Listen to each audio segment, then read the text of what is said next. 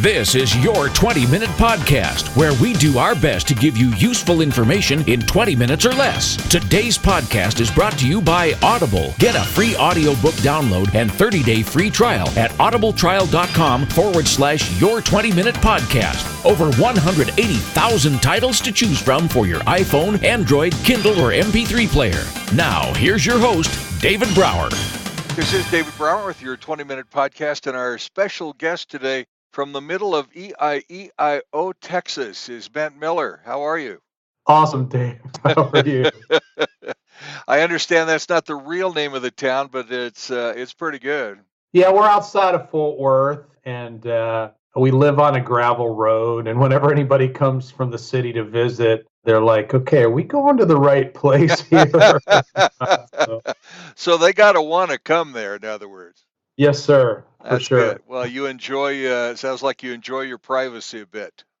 Yeah, sure do. Like to see the stars at night and, the peace and quiet during the day and in the evening. The only traffic jam around here is when we get behind a tractor on the way into town or something. So it's pretty nice. Love that. Love that.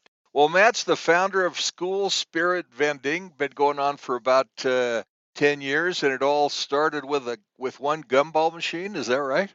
Yes, sir. As crazy as it sounds, I was in a really bad place financially after I'd gotten out of the military and working in the corporate world, and had tried a bunch of things to make money on the side, but had read Robert Kiyosaki's book, Rich Dad, Poor Dad, and was really looking for that one thing that could be, passive income and provide income while we slept. And a buddy from church mentioned gumball machines he and his daughters had, and one thing led to another. And I decided, what the heck? Gumballs are inexpensive, but the margins are astronomical, and the machines do all the selling. So got my first gumball machine here probably 13 or so years ago, and set out teaching myself vending. Wow.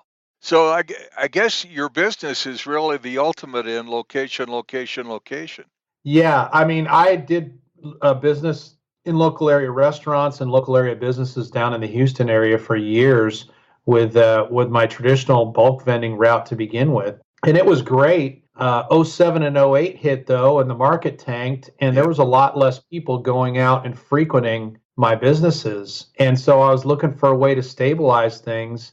And along the way, had a bunch of kids come knocking on my door, selling me stuff for local school fundraisers. And because I came from a print media background as an advertising executive, I was like, maybe there's a way that we can tie vending into the schools, get some kids off the street, and stabilize revenues for my family. And that's where the whole School Spirit Vending idea ended up coming from. Wow, what a great idea. Win-win for the schools, win-win for you and your family. So, and you've got vending machines in over 2,000 schools now? Yeah, we're in over 2,000 schools. We're a franchise today and have a franchise team of just shy of 100 franchisees in about 40 states. We are absolutely growing like a weed. We've found a huge need in the schools for what we do, given that money and volunteers are always at a premium for them. And we found a huge need for a lot of families around the country who are already doing successful in their corporate careers, but they're looking to diversify in a limited time commitment. And so our program enables them to do that with a proven business model, and also to have a business that their family and their kids can be and are encouraged to be involved in, so that they're learning entrepreneurship and doing something together along the way. Wow. What a concept. That's cool, man. I don't know of anybody else in the country that's doing what you're doing. Not to the level we are. Yeah. For sure. We've spent a lot of time, Dave, to create value for everyone involved. Of course, we sell custom stickers in the schools, but then we also are providing content and creating content for the schools and for the kids who are our customers, because my goal is not just to sell stickers, but to change lives and to impact the lives of the kids who utilize and have access to our machines every day. So on top of the vending aspect of it and the money side of things, we've created a comic book company. I grew up reading comic books and loved doing so as a kid. And when SSV started to grow, I was like, man, wouldn't it be cool if we created a comic book series that could inspire kids to read, teach them, character development, and good citizenship and that type of thing. And ran across a couple young guys who had graduated from Baylor University down in Waco, who one was a writer and one was an illustrator, and said, guys, here's what I want to do. I'll pay you to do it. You come up with the idea. And they came up with this idea of two apes that want to be superheroes called Marlin and Percy. And I love it. They started out as little on the little cardboard sleeves that the stickers come out of our machines in. Mm-hmm.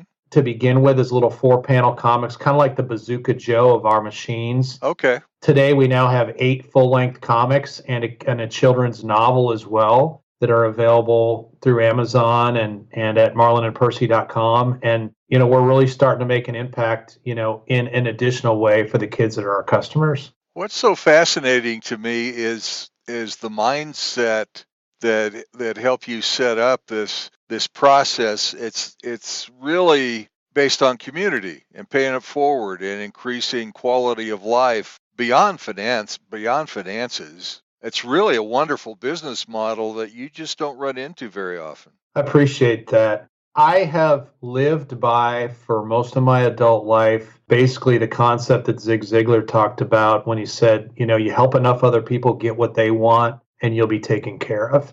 And so my focus has been on creating win-win scenarios in every part of life that I possibly can. I was an ad executive, like I mentioned earlier, for almost a decade. And I was able to accomplish in a third of the time what other reps accomplished, and was always one of the top performers in our office, because instead of focusing on whatever the company said was the next product that we needed to be pushing or selling to make the corporate numbers look good, right, I focused on the product that was going to be successful and yield the greatest return for my customers. And in doing so, I had very low turnover. I had very few hassles. They kept coming back for more, whereas so many others in the office were just trying to sell stuff to sell it because somebody on high dictated it as such. Yeah. Well, and what you're talking about is relationship marketing.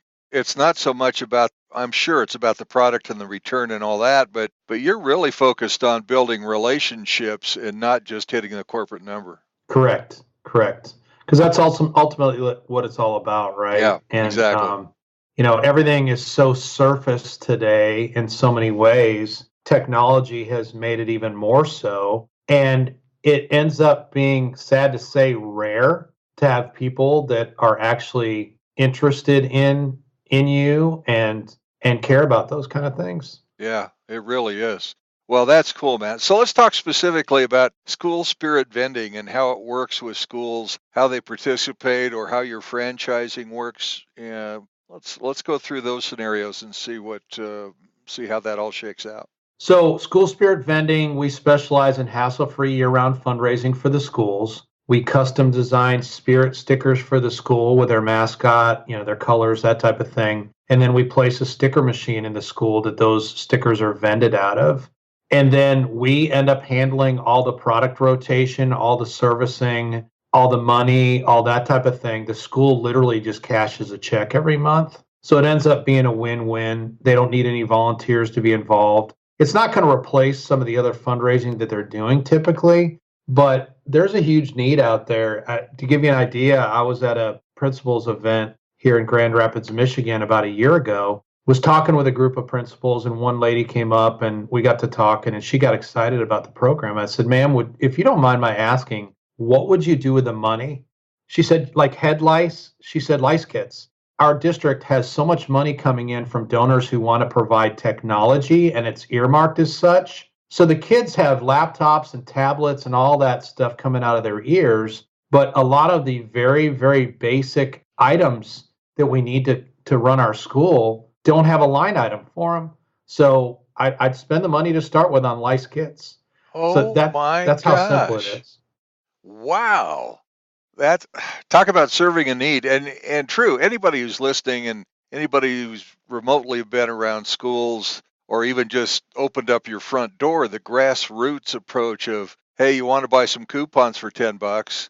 takes so much time and so much organization, and your kind of project really frees kind of that stuff up so they can work on maybe major fundraising events, right? Right, right. And it's ongoing all year round. So unlike everything else, it's just a one-time quick hit, couple weeks, and then they're gone. Yeah.